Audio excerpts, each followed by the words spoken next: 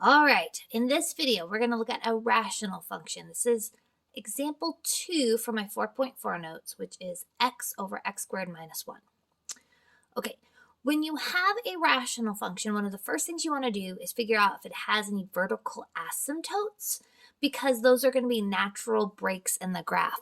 So for this problem, what we want to do is set the denominator equal to 0.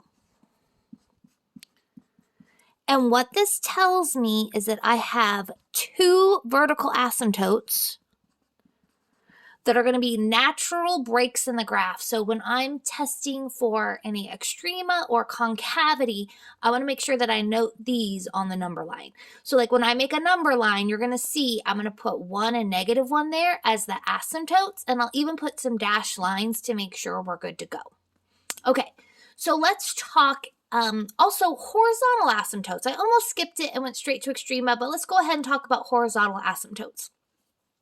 Horizontal asymptotes we looked at a long time ago. You look at the degree of the top and the bottom. If the degree is bigger in the bottom, so the degree here is 2 in the bottom, then you're going to have a horizontal asymptote at the x-axis. Okay, so good news. We already know part of our picture. So we already know that we have a vertical asymptote at -1, another vertical asymptote at +1, and this horizontal asymptote in the middle. Beautiful. What I want to know is there any extrema happening, and what shape and concavity do my graphs have? Okay, so let's go ahead and start with extrema, which is the first derivative equal to 0. Okay, so if I come up to my original function and find the first derivative, that is definitely going to be quotient rule. Okay, so low d high minus high d low square the bottom. Don't touch it. Okay, so if I go ahead and clean up the top, I'm going to have x squared minus 1 minus 2x squared.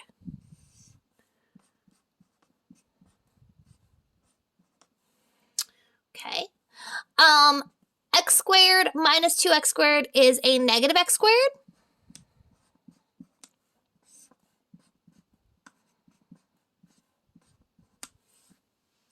Okay, and for critical points, we want where the top equals 0 or the bottom's undefined.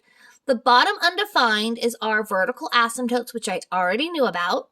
Okay, the top equaling 0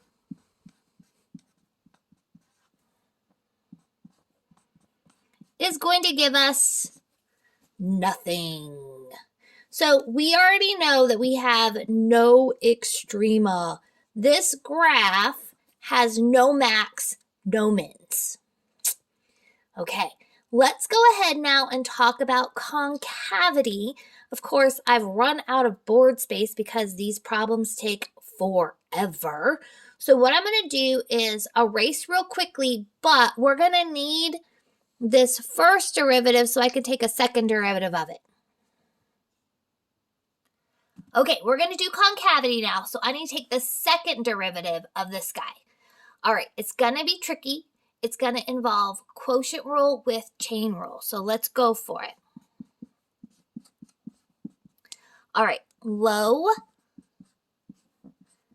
d high minus high d low. So this is going to be a chain rule. I'm going to have a 2 come down, an x squared minus 1 to the first, and then times a 2x, square the bottom, and then usually we don't touch it. Now the reason why I say usually we don't touch it is that in the case where you have a chain rule and a quotient rule in this pattern, what happens is that you have an x squared minus 1 in what I call the triangle. You have 1 here, 1 here, 1 here. So you have to take 1 away from everybody. If you don't do this, you won't be able to solve what's left. So you have to take 1 away from everyone. Okay, so what I have left is a negative 2x times x squared minus 1. So when I distribute that, I'll get a negative 2x cubed plus 2x. Okay. Whew. Okay, so down here, that looks like a negative. That's just a times a 2x. So I have times a 2x times a 2. That's 4x. And a minus. So I need to distribute a minus 4x to a negative 1 minus x squared. So I'm going to actually do it in 2 steps because I don't want to screw it up. Okay. So here I am, negative 2x cubed plus 2x, positive 4x, positive 4x cubed,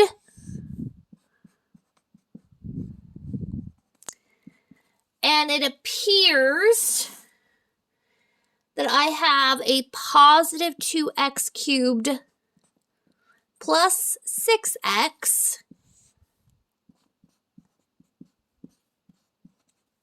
and I'm nervous I screwed it up. I'm human. I'm not a math machine. So let me go double check that I didn't screw it up. Low d high minus high d low. Square the bottom, and then we cancel. A negative 2x cubed plus 2x.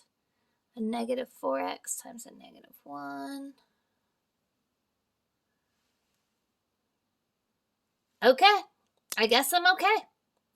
All right, so what we're going to do is we set the bottom and the top equal to 0, but the bottom equaling 0 just gives me more vertical asymptotes, the same vertical asymptotes. So I'm going to take this 2x cubed plus 6x. I'm going to factor out an x.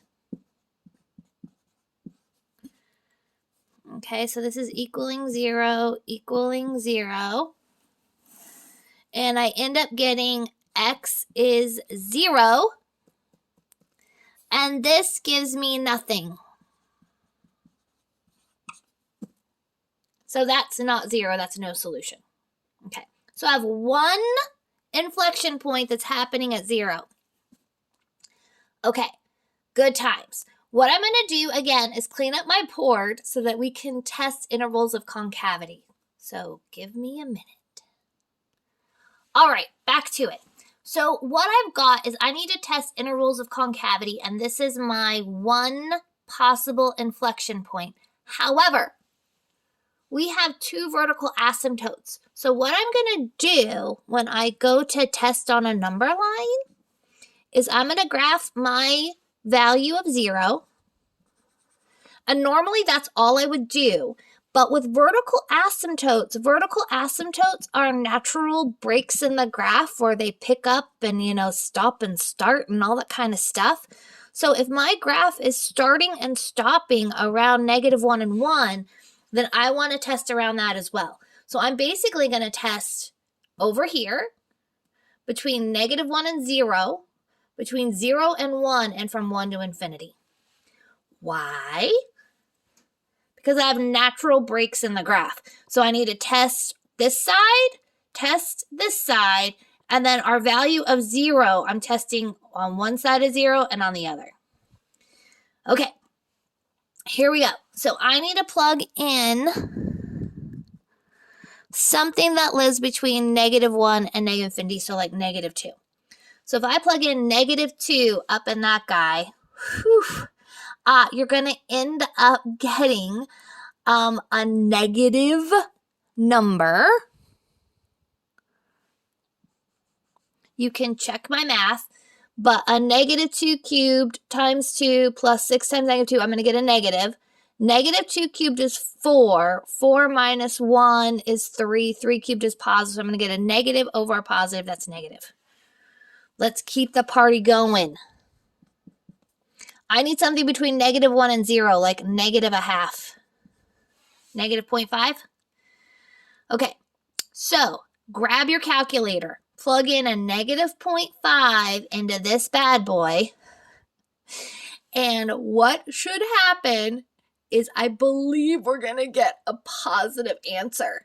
Okay, so if I plug in -0.5 up here, you're going to get a positive. Okay, and then I'm going to do that again for right here, and we're going to go f double prime of a half. F double prime of a half. And when you plug in f double prime of a half, you're going to end up getting a negative.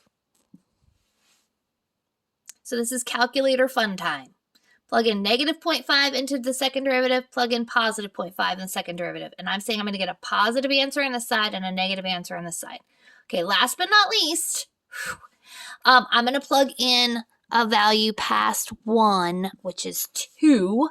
And if I plug in a positive 2 into this guy, it's going to end up being positive.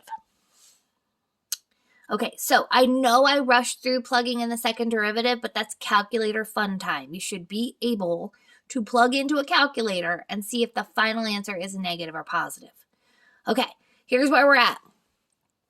The graph is concave down, concave up, concave down, concave up. So if we went ahead and wrote this nicely, okay, so bear with me. The graph is concave down from -infinity to -1, and again from 0 to 1. It is concave up on that little interval from -1 to 0, and again from 1 to infinity. Okay. And my inflection point, my actual point of inflection is 0.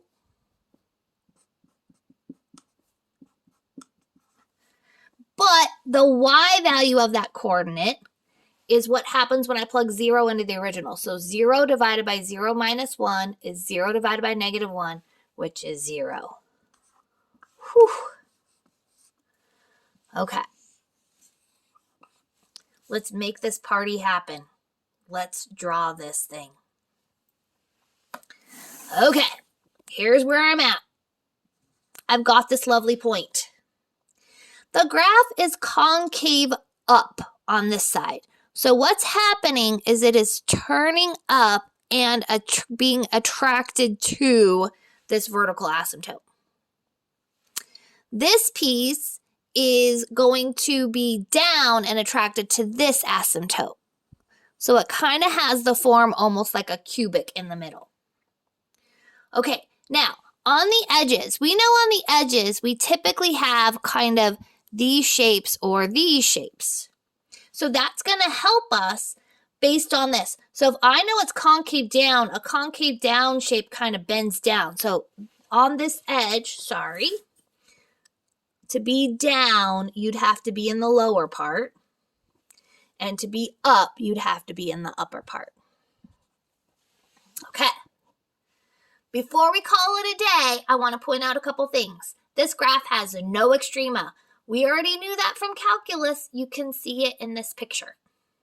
Okay? Those vertical asymptotes were important. They were cutoffs of where the graph stopped and started. So I have some different types of concavity based on those sections. Okay. Lastly, I'd like to talk for just a second about that horizontal asymptote. So horizontal asymptotes are sometimes misunderstood. People think that if they exist, that you are not allowed to cross them. What's happening is that the horizontal asymptote is actually only really coming into play on the edges as an attractor, and in the middle, it's not doing anything. So it has to do with as x goes to infinity or -infinity, it's leveling off, but here in the middle, it's doing its own thing. All right, there's my very long example, 2 of x over x squared minus 1.